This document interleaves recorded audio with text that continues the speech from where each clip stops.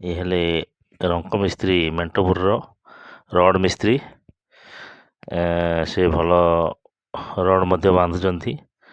तांकर ring size मध्य बढ़िया अच्छी देखो टाटा स्टील व्यवहार करा ये आमर पंच दादा सी गाँव जोटी भी पिलर गात खोला हम कि जो भी माटी काम हम आमर पंच दादा सी ठिका नियंती ये रोड लेवलटा जोटा कि आमर ग्राउंड लेवल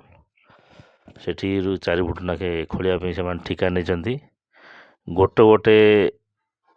गोटे गोटे पिलर फाउंड एग्जामिशन 800 टଙ୍କା नहीं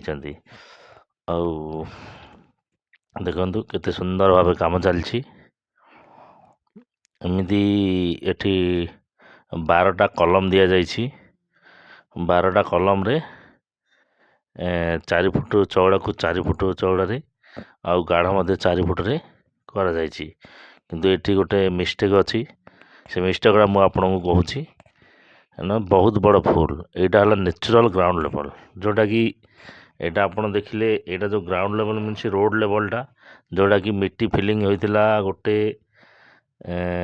6 वर्ष 5 ରୁ 6 वर्ष तले मिट्टी फिलिंग होता किंतु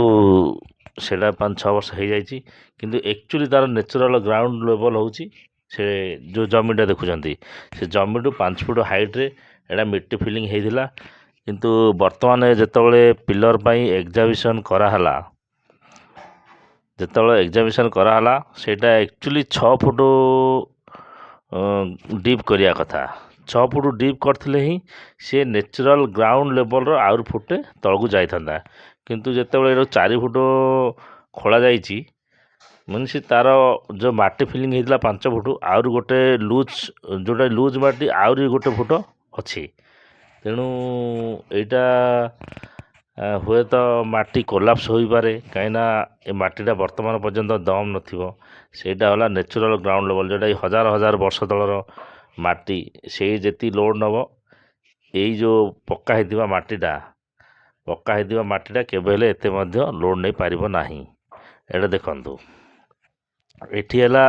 जोटा कि आमर 5 फुट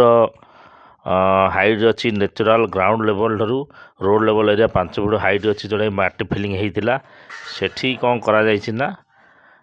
पुटिंग एग्जामिशन 4 फुट रे करा जाइछि ता अर्थ 1 फुट डिफरेंस अच्छी आउरी आमर कोलाप्स माटी जोटा कि ता उपरे पुटिंग रखा हो आ पिलर करा देबो यह पूरापूरी देखा गले पूरापूरी तथ्यटी भूल कहीं